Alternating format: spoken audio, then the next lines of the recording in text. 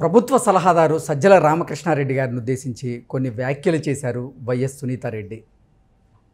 ABN Andhra Jyothi ఎండి రాధాకృష్ణ గారి భార్య చనిపోతే నేను వెళ్ళానని సజ్జల గారు చెబుతూ ఉన్నారు.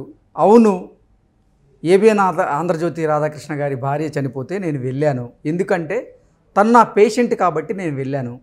అలాగే సజ్జల రామకృష్ణారెడ్డి గారి అన్న చనిపోయినా నేను వెళ్ళాను. గంగిరెడ్డి గారు చనిపోయిన భారతిరెడ్డి గారిని నేను ఓదార్చాను. అవన్నీ సజ్జల రామకృష్ణారెడ్డి గారికి గుర్తులేవా? నేను మానవత్వంతోనే వెళ్ళాను అంటూ కొన్ని వ్యాఖ్యలు చేసినటువంటి నేపథ్యంలో ఈ అంశానికి సంబంధించి మనతో మాట్లాడేందుకు ప్రముఖ రాజకీయ విశ్లేషకులు కృష్ణకుమారి గారు మనతో ఉన్నారు. మేడంతో మాట్లాడదాం. Madam, hi madam. Hi madam, Sajjala Ramakrishna Reddy గారి మీద సంచలన వ్యాఖ్యలు చేశారు సునీతారెడ్డి గారు. నేను ఏబిఎన్ ఆంధ్రజ్యోతి రాధాకృష్ణ గారి భార్య చనిపోతే నేను వాళ్ళ ఇంటికి వెళ్ళానంటూ రామకృష్ణ గారు చెప్తూ ఉన్నారు. నేను మానవత్వంతో వెళ్ళాను అంటూ కూడా ఆవిడ చెప్తూ ఉన్నారు. ఏంటి మేడం ఆవిడ వ్యాఖ్యలను మనం ఎలా చూడాలి? ఆవిడ ఈ మధ్య ఏం మాట్లాడినా చిచ్చుబుడ్లు సేమటాపాకాయలే అవుతున్నాయి. అంటే అవి విషయం ఉన్నాయి కాబట్టి పేలుతున్నాయి. అందుకని ఇప్పుడు ఇప్పటిదాకా ఒక లెక్క, ఇప్పటి నుంచి ఒక లెక్క అన్నట్లుంది సునీత గారితో. ఎంత షార్ప్గా మాట్లాడుతున్నారంటే అసలు ఆవిడని చూస్తే ఆవిడని ఎవ్వరు డాక్టర్ అనుకోరు. నాకు కూడా కొంచెం పరిచయం ఉంది ఆవిడతో.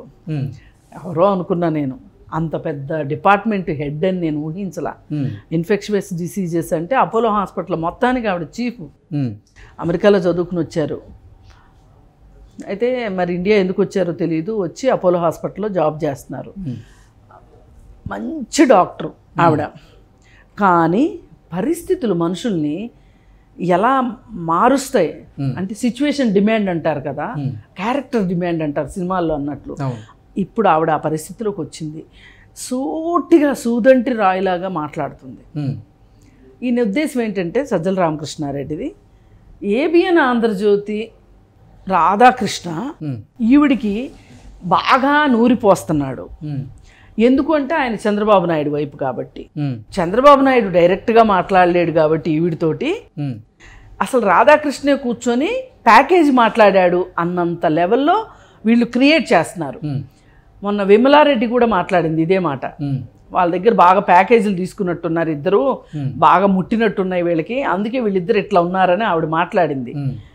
ఇవన్నీ విన్నారు. అందుకని ఏంటంటే అన్నీ మాట్లాడకుండా ఆమెకు మతి చెడిందని ఒకళ్ళు, కొంచెం నోరు జాగ్రత్త అని ఒకళ్ళు, ఇలా రకరకాలుగా మాట్లాడి ఊరుకున్నారు. ఇప్పుడు సజ్జల రామకృష్ణారెడ్డి దగ్గరికి వచ్చేసరికి అసలు ఈ రాధాకృష్ణ తెలివితేటలు నేర్పించాడు. లేదు అంటే ఎక్కడో మూల హాస్పిటల్లో పడి ఉండే మనిషి ఆమె అసలు ఇంత సాహసం ఎలా చేస్తుంది, ఎందుకు చేస్తుంది అనే ఉద్దేశంతో సజ్జల రామకృష్ణారెడ్డి అన్న వెంటనే ఆమె అసలు ఎంత ఫాలో అవుతుందంటే వీళ్ళ మాటల్ని వితిన్ మినిట్స్లో ఆమె మాట్లాడేసింది. ఏమనంటే, అవును నేను వెళ్ళాను రాధాకృష్ణ గారింటికి, ఎందుకంటే ఆయన భార్య నా పేషెంట్ కాబట్టి నేను చూడడానికి వెళ్ళాను. అలాగే సజ్జల రామకృష్ణారెడ్డి గారి బ్రదర్ దివాకర్ రెడ్డి గారు క్యాన్సర్తో చనిపోయారు. అప్పుడు కూడా వెళ్ళింది ఈవిడ. అప్పుడు కూడా వెళ్ళాను నేను. అలాగే మా నాన్న చచ్చిపోతే కుట్లేసిన గంగిరెడ్డి గారు చనిపోతే కూడా నేను వెళ్ళాను. భారతి గారిని కలిశాను, ఓదార్చాను.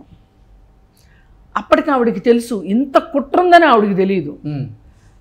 ఆయన కుట్లేశాడని తెలుసు, ఇంత కుట్రుందని ఆమె అప్పుడు ఊహించలా. నమ్మింది గుడ్డిగా, అన్నని చూసుకుంటాడులే అనుకుంది.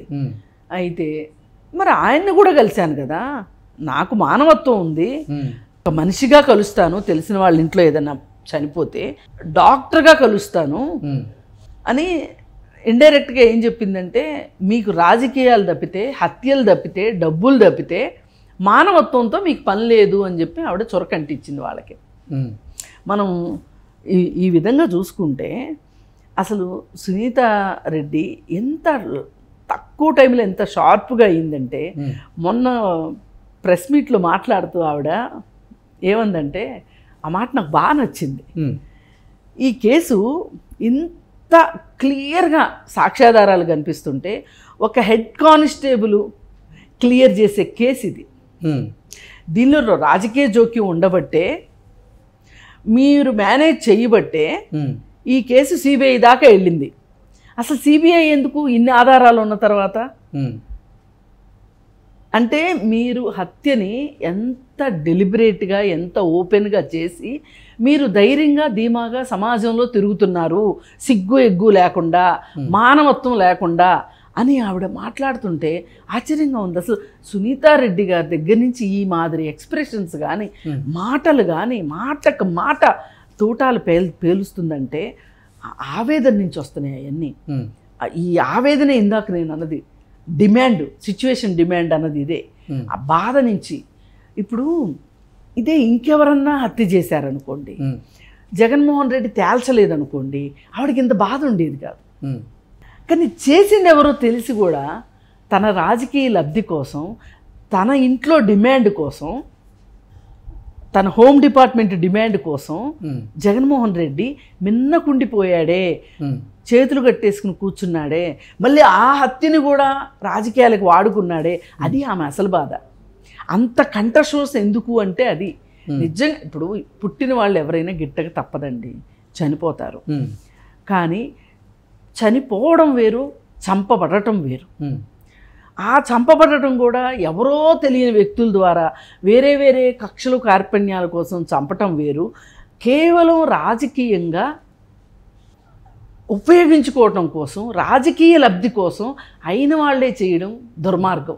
అది ఆవిడ మాట్లాడుతుంది. ఇంకా ఇంకా ఏం మాట్లాడుతుంది ఆమె? ఆయనకి నాకు చాలా, వివేకానంద రెడ్డి గారికి నాకు చాలా స్నేహం ఉంది, చాలా ఆప్యాయత ఉంది. అసలు నన్ను నెత్తి మీద పెట్టుకునేవాడు, నన్ను కొడుకు కంటే ఎక్కువగా చూశాడు. ఒక రకంగా కొడుకు లేని లోటుని తీర్చాము మేమిద్దరము అని చెప్పుకుంటా వచ్చాడు అవినాష్ రెడ్డి. చెప్పుకుంటా వస్తే ఆవిడేం చెప్పిందంటే, ఆయనకంటూ చివరి కోరికలు ఏమన్నా ఉన్నాయి అంటే అవినాష్ రెడ్డి ఎంపీ అవ్వటం కాదు, ఆయన చివరి కోరిక ఏంటి అంటే షర్మిలని ఎంపీ చేయటం ఆయన చివరి కోరిక.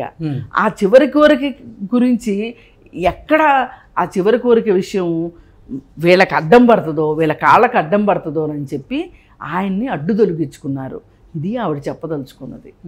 అందుకని ఈ సజ్జల రామకృష్ణారెడ్డి ఇప్పటికైనా సరే సునీతారెడ్డికి ఎవరో తెలివితేటలు నేర్పిస్తున్నారు అనేదానికన్నా మనం చేసుకున్నదే మనకి ఎదురొచ్చింది. పరిస్థితులను బట్టి ఆమెకి తెలివితేటలు వచ్చినాయి, మాట్లాడుతుంది, రాజకీయాలు మాట్లాడగలిగే తెలివితేటలు మనమే కల్పించాము అని చెప్పి వాళ్ళే మొట్లకాయలు కొట్టుకోవడం best. Okay madam, thank you so much. Thank you.